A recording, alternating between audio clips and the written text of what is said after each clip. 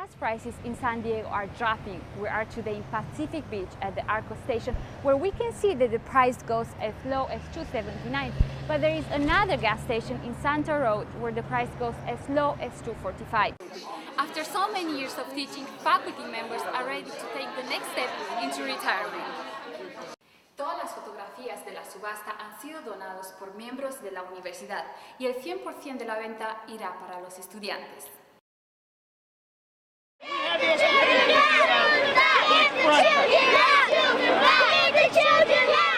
Romanian community and churches from Los Angeles and surroundings joined a worldwide protest on Saturday.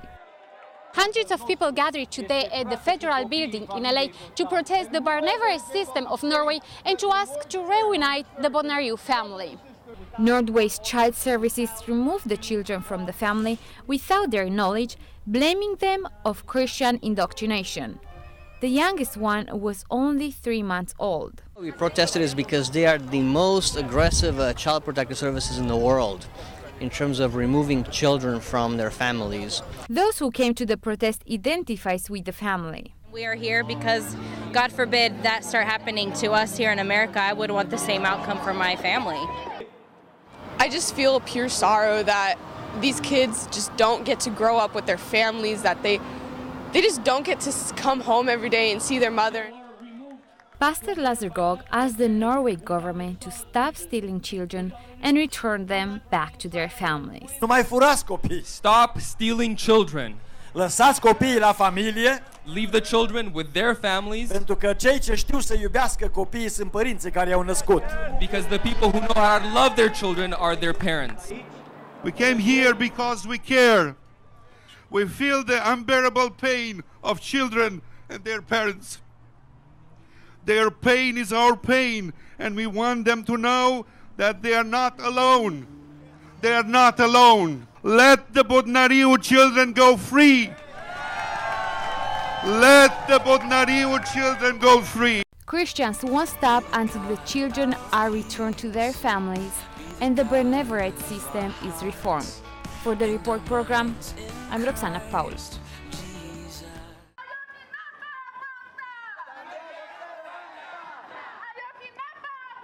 Anger over the 43 missing students in Mexico has led to numerous protests, the latest on City College campus. The rally was organized by the school's Students in Power group. Hundreds of people marched in the rain from Park Boulevard and made their way through downtown to the Mexican consulate. So we're basically here because of the deaths that happened in Mexico, the 43rd deaths. We don't want to let that be unresolved. Like you hear in our chants, no justice, no peace. Protesters are demanding the authorities find the students and bring them back alive. The sign says basically Ayotzinapa, our pain breeds anger, our pain breeds strength to organize, basically to act and to do something about the corrupt Mexican government. Over 75 people have been arrested, including the ex-mayor Jose Luis Abarca and his wife. A massive search and rescue effort is underway, with hopes of locating the students. At least our hearts will cry out, That's all we can do, and I think it's about time. This flag, those people have kidnapped the flag, and they are using it for their own purpose. They are not using it for the good of the people and for the good of the land. California State University Fullerton hosted the 8th annual Pumpkin Lunch competition. A large number of people came to support the teams and enjoyed the free event hosted by Discovery Cube OC and LA and Future Scientists and Engineers of America. 15 teams came today at California State University Fullerton for the Pumpkin Lunch event. Students from the engineering department who build their own catapults came in today to get hands-on experience. It's like dealing with difficulties under pressure and just having to think on our feet while we were behind the rest of the competition.